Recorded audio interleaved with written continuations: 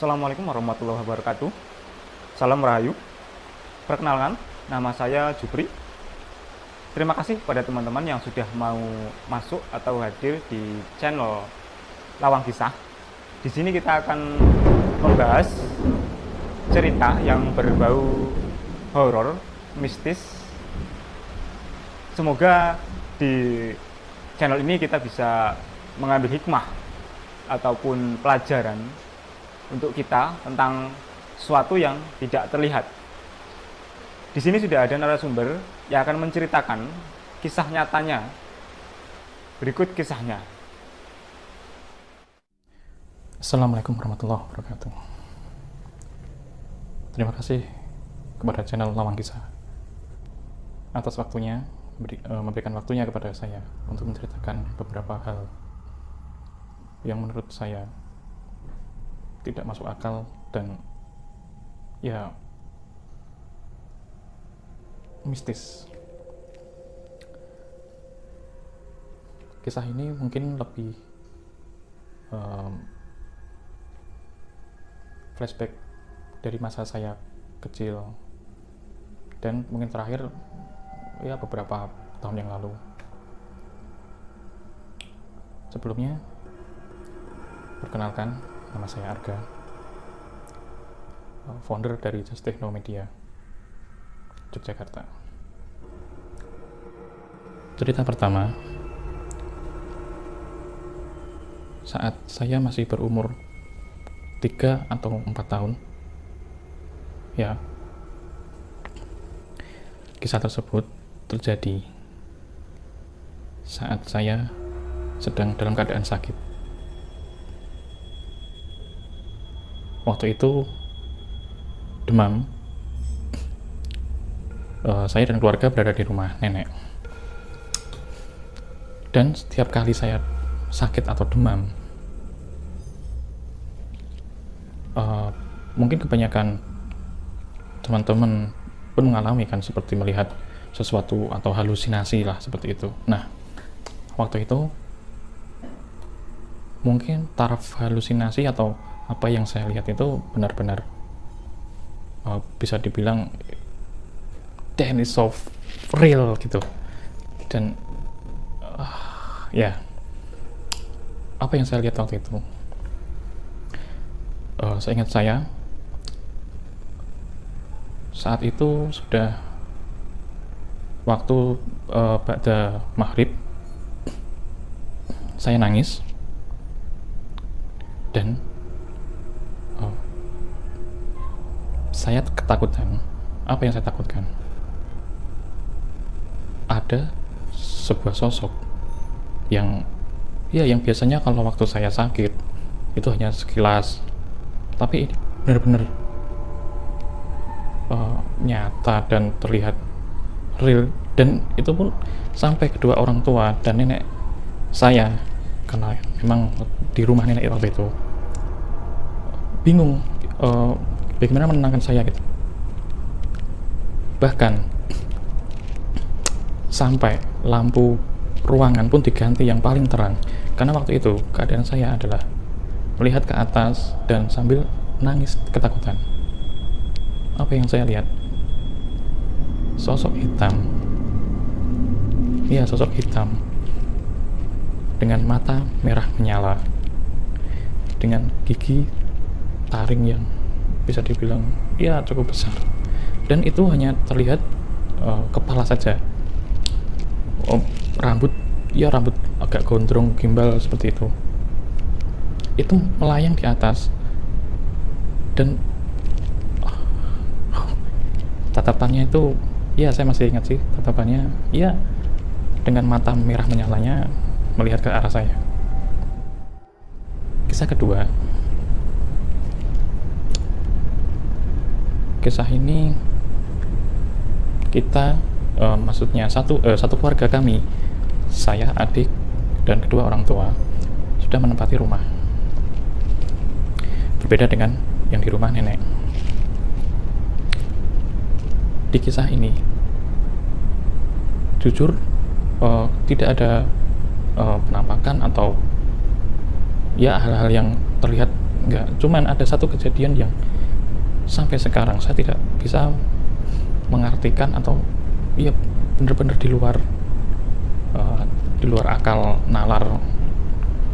Kejadiannya waktu itu sekitar jam 1 atau 2 dini hari. Di kamar, waktu itu kamar masih jadi satu, orang tua sama saya dan adik, karena masih kecil. Kalau tidak salah waktu itu saya masih SD kelas 3 atau 4 gitu. Kejadian waktu itu yang seingat saya sekitar jam 1 atau jam 2 dini hari, saya dibangunkan oleh ibu dalam keadaan panik dan shock.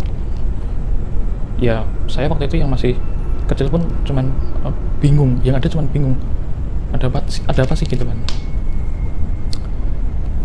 Kita disuruh pindah dulu,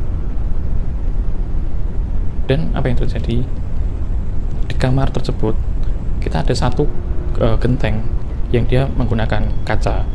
Jadi kan kita tahu nih masih malam atau udah pagi gitu kan. Tapi pada malam itu si genteng kaca ini pecah.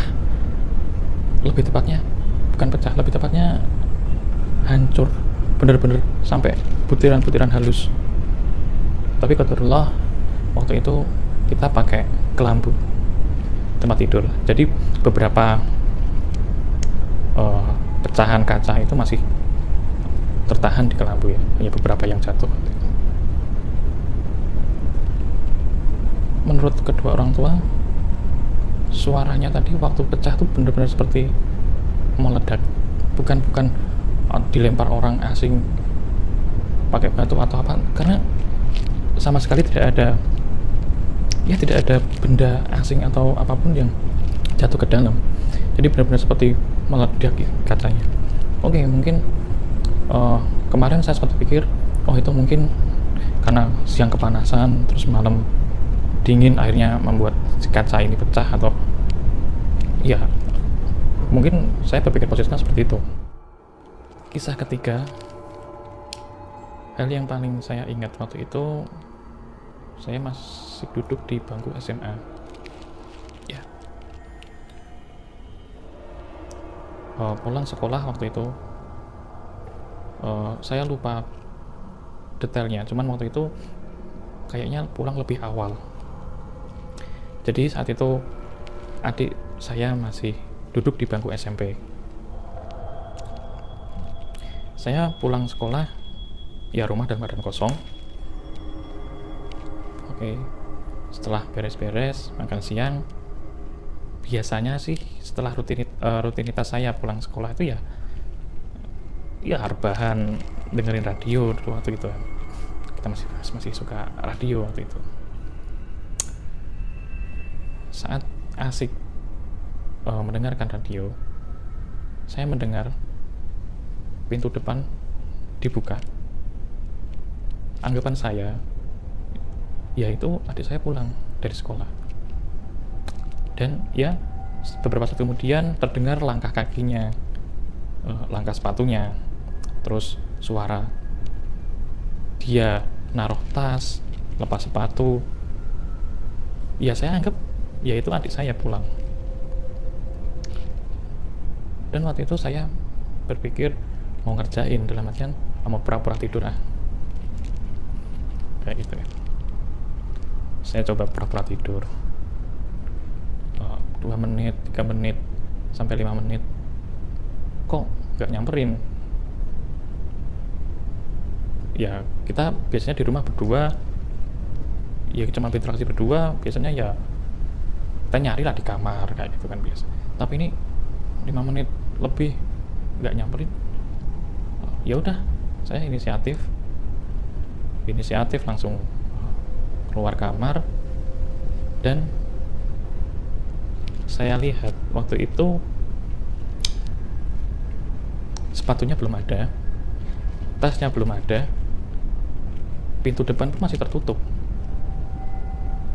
Dan saya seperti kayak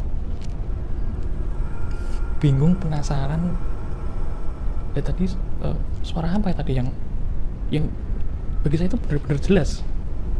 Tapi ini ternyata tidak ada orang sama sekali.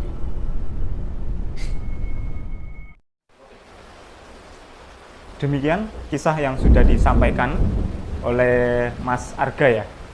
Semoga kita bisa lebih bijak dalam menghadapi sesuatu, apalagi dalam hal mistis seperti itu. Terima kasih juga kepada teman-teman yang sudah mau subscribe, like, ataupun komen. Kalau ada cerita-cerita yang ingin di-share, silakan komen atau kirim saja ke email kami. Bisa berbentuk teks atau audio juga boleh. Seperti itu. Terima kasih atas perhatiannya. Assalamualaikum warahmatullahi wabarakatuh. Salam Rahayu.